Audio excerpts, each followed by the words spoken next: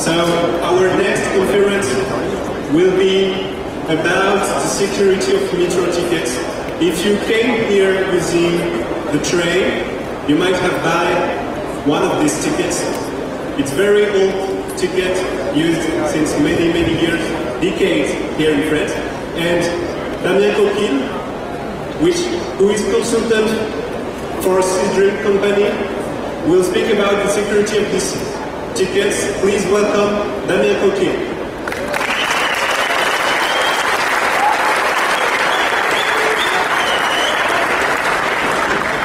Bonjour à tous. Donc, comme mentionné, on va parler de la sécurité des tickets de métro.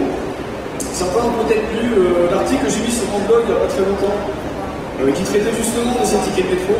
Durant ce talk, je vais donner plus d'informations sur la manière dont j'ai analysé les informations, comment elles étaient représentées, et au final, donner un aperçu de la sécurité de ces fameux tickets de métro. Donc, au niveau des tickets de métro, on va parler notamment de l'historique de ces tickets, d'où ils viennent, quand est-ce qu'ils sont venus, sous quelle forme. On va voir notamment que c'est pas tout jeune et que ça a été conçu il y a pas mal de temps.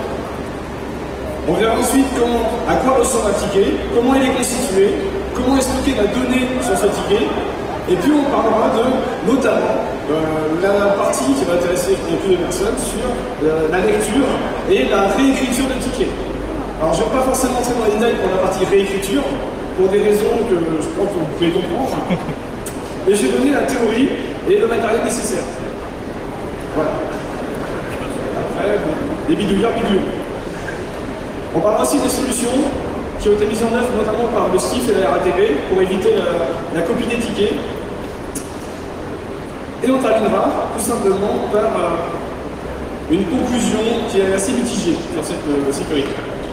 À propos de moi, je suis consultant à Swissdream, mais aussi directeur du laboratoire de recherche et développement. Je suis formateur, pen-tester, notamment chercheur tout simplement. Vous avez mes informations de contact, donc le site web virtualize.fr et puis sur Twitter.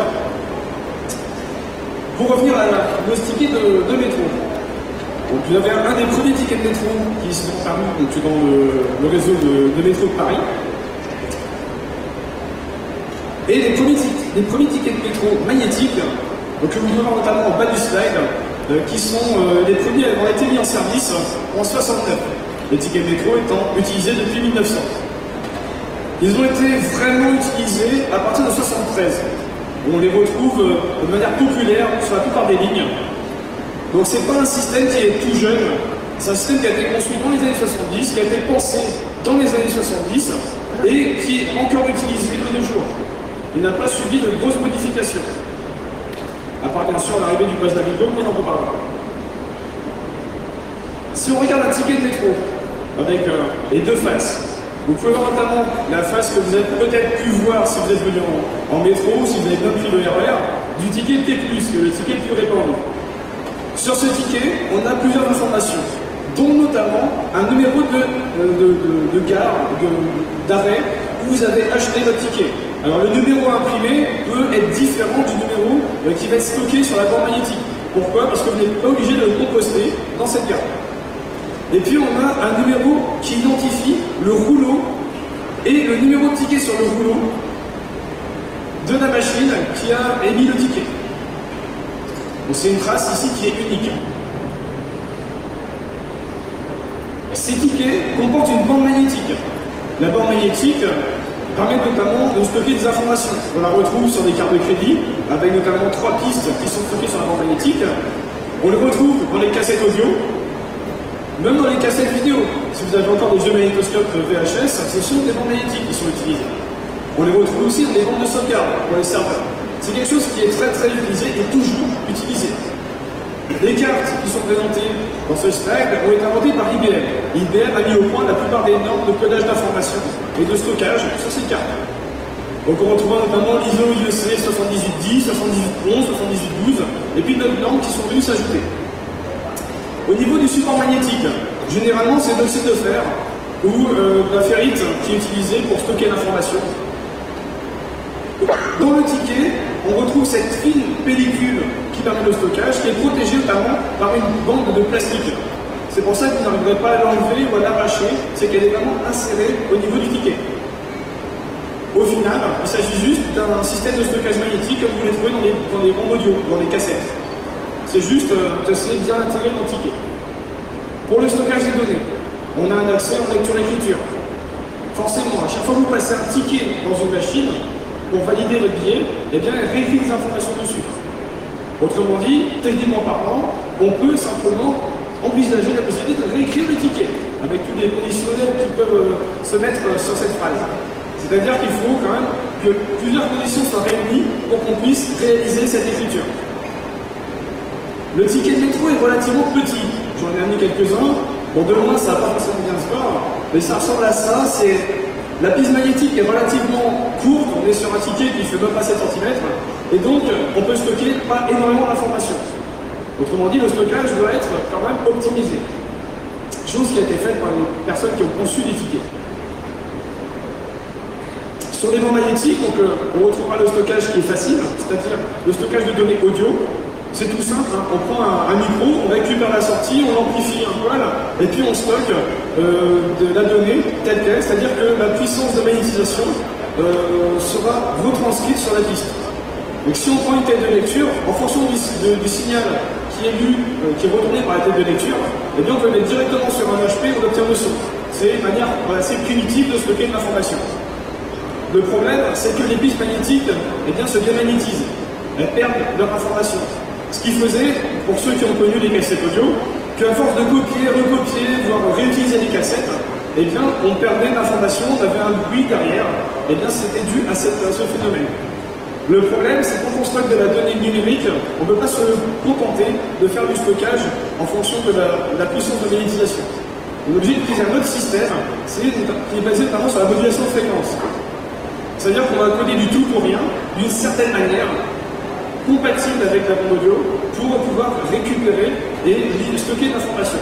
L'amplitude importe peu, ce qui importe c'est la fréquence à laquelle on code les informations. Et pour ça, on a un standard. Le standard s'appelle Candy Phase, aussi appelé plus généralement F2F, parce qu'on a codé les zéros avec une fréquence F, les zéros avec une fréquence 2F, pardon. Oui, si je ne me trompe pas, je m'embrouille. Les 0 avec une fréquence F et les 1 avec une fréquence 2F, pour être plus précis.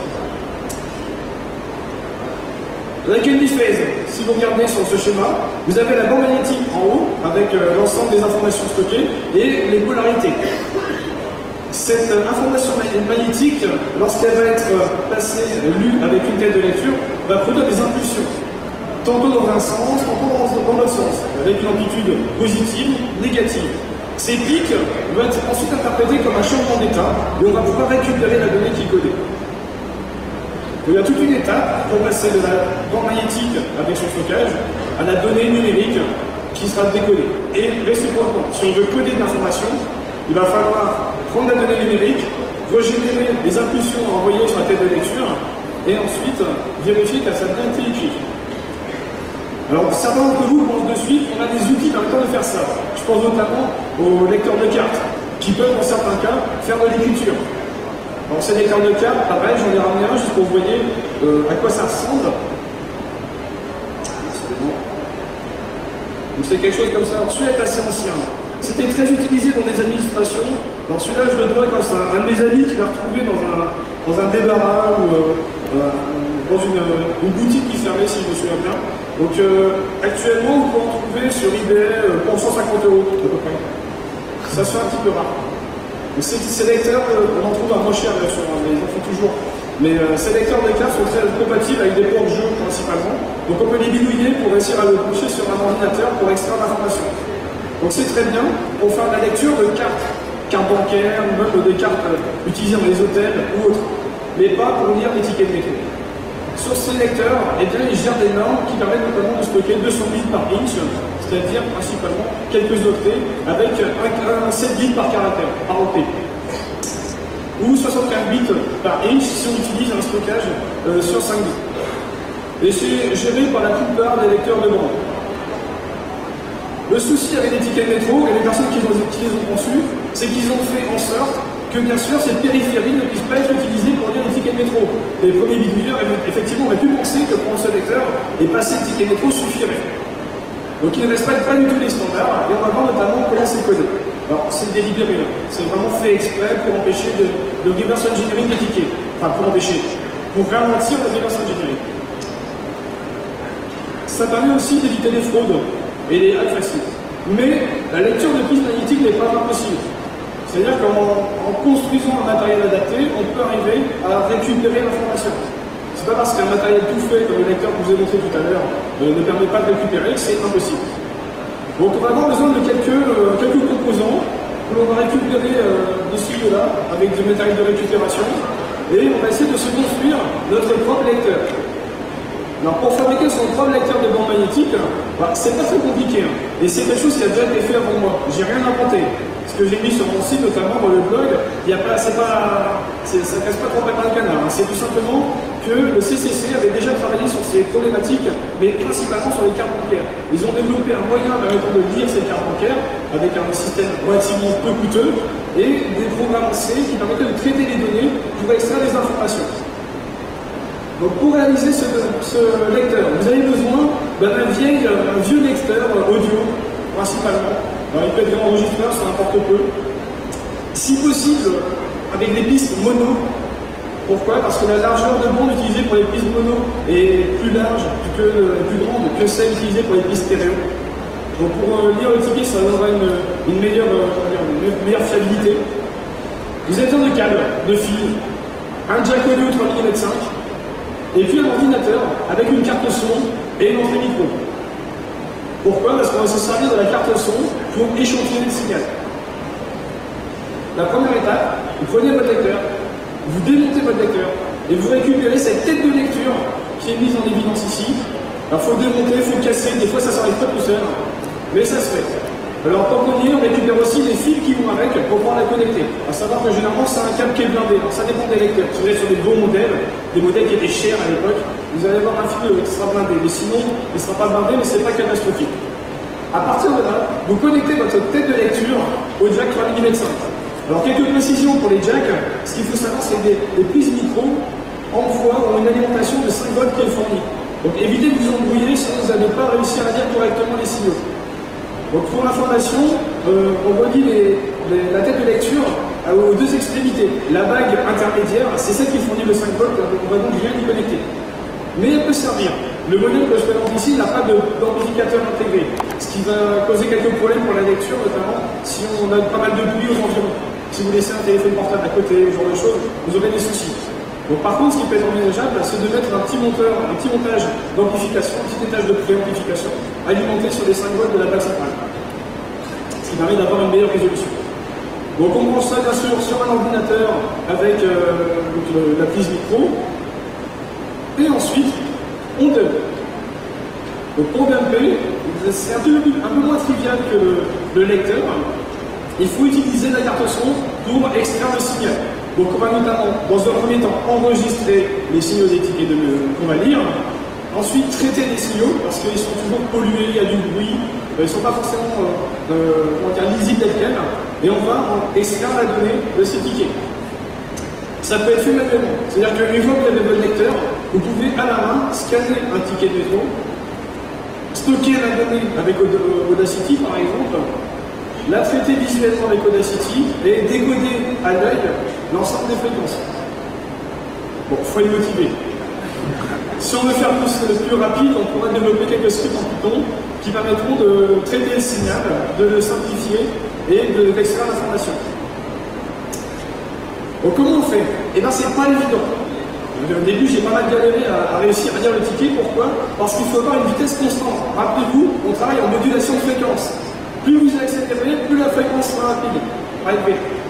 Donc si vous n'êtes pas constant, les fréquences que vous allez avoir au début de la lecture seront, par exemple si vous êtes accéléré, eh bien inférieures aux fréquences de fin. Bon, il y a quelques petites astuces qui permettent de corriger ça, et c'est pas facile. Donc gardez une vitesse constante et puis maintenez votre tête de lecture.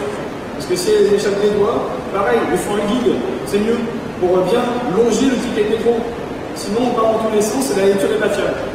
Et avec Audacity, on peut visualiser un enregistrement. Vous avez ici sur ce slide un enregistrement qui vous montre à quoi ressemble une donnée lue telle quelle par une tête de lecture. Donc on repère ici assez bien le codage. Vous avez des variations de fréquence, je ne sais pas si vous les voyez. Principalement, j'ai bougé les pointeurs, super. Donc, principalement à gauche du signal, avec les quelques premières variations qui sont assez visibles. Et vous pouvez voir ici que cette capture a des fréquences qui augmentent au fur et à mesure de la lecture. Donc la vitesse de balayage n'a pas été constante. Pas bien. On a quand même pas mal de soucis avec cette vitesse. Et pareil avec le bruit ambiant. À savoir que votre câble entre la tête de lecture et la prise audio, eh bien, fait une très bonne antenne. Pareil, dans la tête de lecture, il y a une bobine qui fait aussi une très bonne antenne. Donc si vous avez des engins radio, du Wi-Fi à côté, ou ne serait-ce qu'un fond micro-ondes, ça peut poser des soucis. La solution, c'est d'utiliser un petit programme codé en Python, avec Scipy notamment, pour filtrer le signal, avec un filtre passe-bande par exemple, ou ne serait-ce qu'un filtre passe-bas, et NumPy pour faire le traitement ensuite de l'affichage des différents éléments. Donc ça fonctionne très très bien. Alors, ça fonctionne mieux si on a un élevage de préamplification. Si on regarde l'allure d'un signal capturé, vous avez ici à gauche un signal qui a été capturé à partir d'une tête de lecture avant traitement, c'est-à-dire sans traitement, sans filtre, passe-bande, etc. Et à droite, un signal traité avec Scipy. Vous voyez, le signal est quand même beaucoup plus clair et on peut voir notamment visuellement les variations de fréquence. Une fois qu'on a développé cet ensemble d'outils, on peut extraire l'information, ou du moins traiter ce signal. Si on zoome sur ce signal, on verra ce qu'on voit derrière moi, c'est-à-dire eh bien, les pics avec la fréquence qu'on peut voir visuellement. Alors, je ne sais pas si ici vous pouvez décoder le signal, mais sur la gauche, on voit clairement qu'il y a une série de 1, ensuite 2 0, un seul 1 et 2 0. Normalement, c'est assez visuel. Vous retrouverez ça dans quasiment tous les tickets. Ça correspond, d'après ce que j'ai pu identifier en reverse engineering, au type de ticket qui est utilisé. Si on est sur des lignes RER, par exemple, ça sera différent. Ici, c'est un ticket T+, qui a été utilisé sur les lignes de métro. À partir de là, donc ce résultat est produit avec notamment un filtrage des pics, des valeurs de pics, et puis le décodage des états, comme je l'ai expliqué dans le décodage de Likely Defect. Un ticket utilisé contiendra cette information. Donc c'est un dump de l'information stockée sur le ticket. Alors il est brut, je vous l'ai mis tel qu'il est vu avec ce système. Et chose intéressante, vous pouvez voir que les premiers bits de ce signal sont constitués que de 1 et que les derniers bits de ce signal sont constitués que de 1. Il s'agit en fait de marqueurs qui permettent de calculer la vitesse de balayage. Si on connaît la vitesse au début et la vitesse à la fin, on peut calculer l'accélération et appliquer cette accélération de manière linéaire ou non en tant que compensation pour pouvoir mieux décoder le signal. C'est-à-dire que peu importe la vitesse à laquelle vraiment vous allez balayer le ticket, ça arrivera à décoder. Alors pourquoi c'est fait comme ça? Eh bien tout simplement parce que les machines ne sont pas forcément super fiables. Vous en avez dans les bus, dans les métros, vous en avez aussi ailleurs dans les stations. Et chaque machine eh bien, a sa vitesse de rotation. C'est pas forcément la même. Certains bus ont pas forcément les mêmes capacités en termes d'alimentation. Des fois, il y a des problèmes d'alimentation, ce qui fait que la vitesse ne sera pas forcément standard. C'est un système de décodage et de codage qui est relativement fiable avec cette variation de vitesse. Mais que quand il coupé à l'électronique ou à l'informatique pour compenser l'erreur.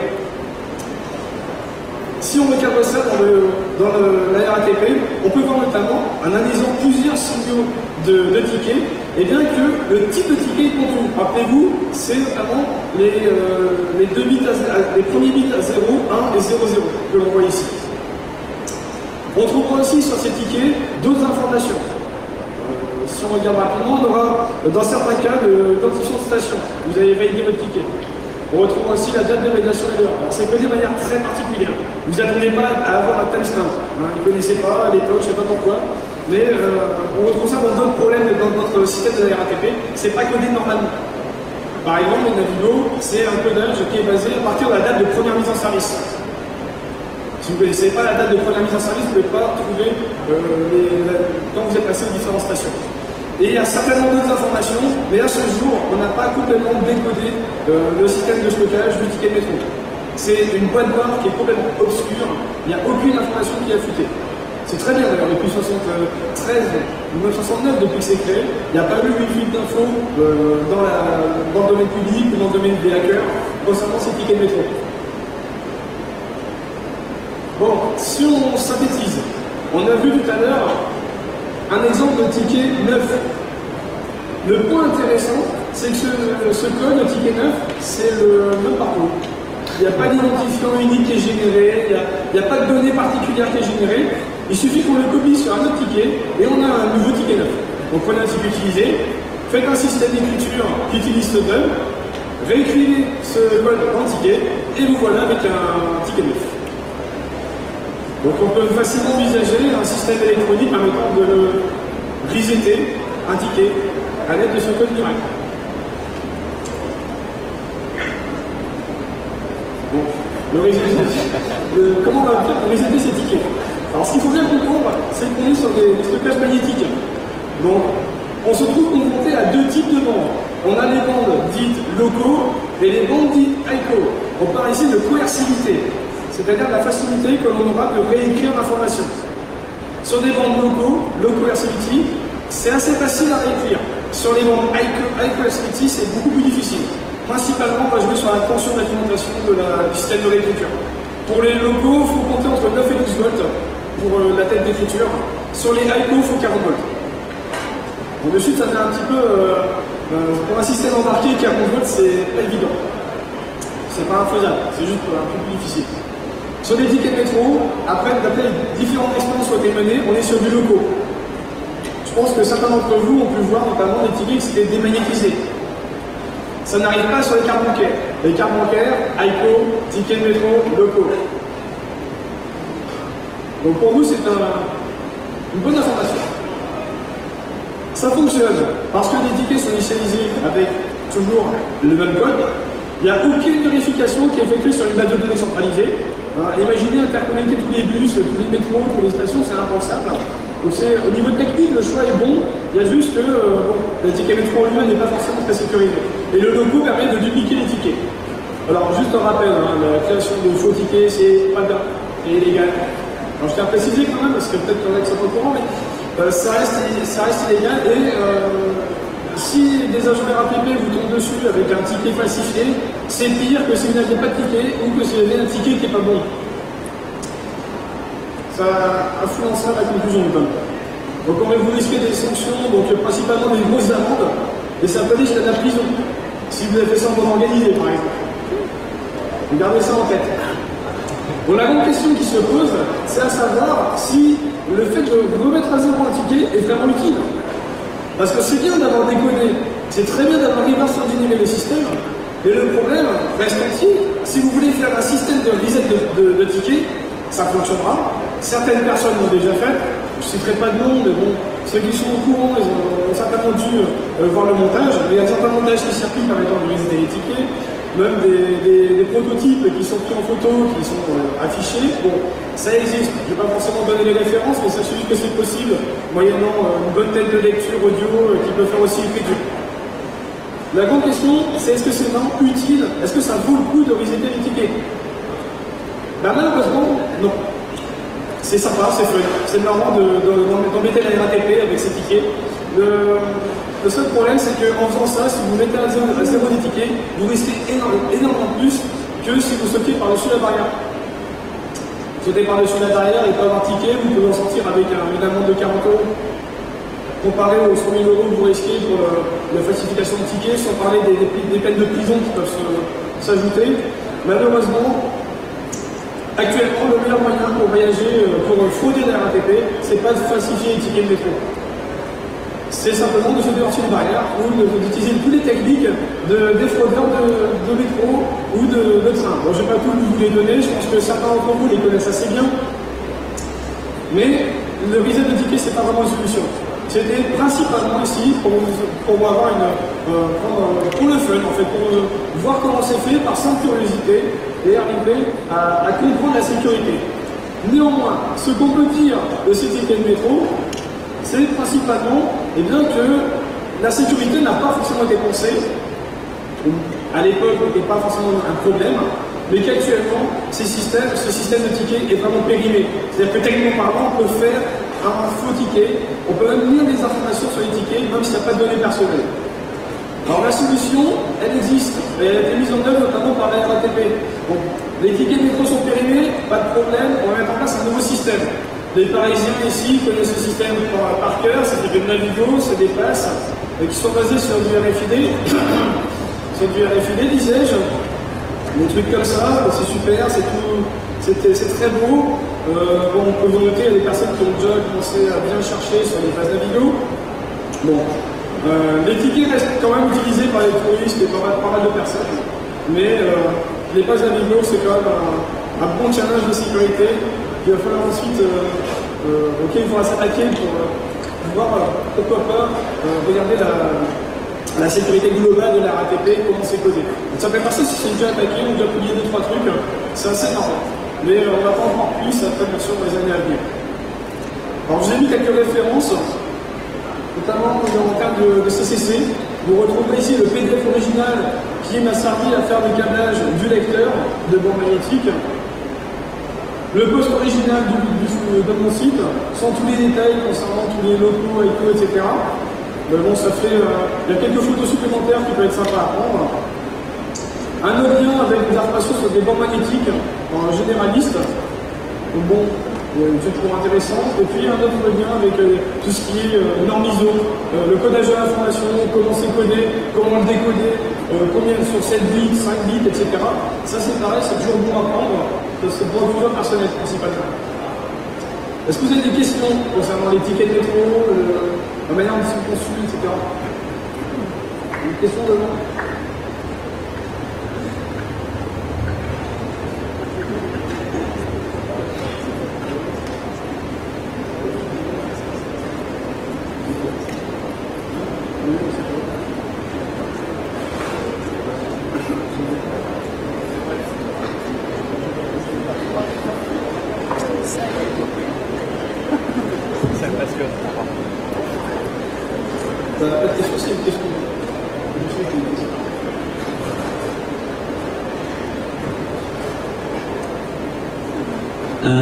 Tu dis qu'il y a moyen de voir si. Tu dis qu'il y a moyen de voir si les tickets qu'on peut se faire choper par les contrôleurs, ouais. S'ils voient que le ticket est falsifié, mais eux ils ont des machines pour voir qu'il est falsifié. Alors, parce que s'il ressemble à un ticket neuf, comment est-ce qu'ils savent? Justement, au niveau des tickets, s'ils sont compostés, il y a des marques qui sont très précises, notamment des inscriptions qui sont mises par les machines automatiques qui donnent des indications au contrôleur sur la date de validation, la ligne sur laquelle tu as validé, et ils peuvent vérifier notamment si c'est pas cohérent. S'il y a un doute, ils peuvent le passer dans une machine pour le lire, et là c'est le début des ennuis. Ok, la machine verra que le ticket a été falsifié. Ouais, mais de visu, ils pourront voir notamment avec certains marqueurs que effectivement le ticket a déjà été composté et pas forcément de bon jour. Ok, merci. C'est à 4 couches. Tu disais que les tickets de métro, donc les fonctionnaires, on dit tous c'est des tickets. Normalement, pour les tickets, on peut des destinations aussi. On est en dehors de la zone Paris. Donc là, ça change le code, je pense. C'est le type de ticket qui va changer. Il y a une fonction sur le zonage aussi. À Paris, c'est découpé en zones. On n'a pas forcément identifié la partie où vous êtes indiqué les zones. Le dump que j'ai donné ici, c'est principalement les tickets T+, qu'on retrouve dans Paris. D'accord. Avec un autre ticket neuf, en prenant les différents tickets neufs qui existent, il y a moyen de dupliquer. Il faut une liste. Ok, merci. Voilà, faire une liste. D'autres questions? Rafiki, merci.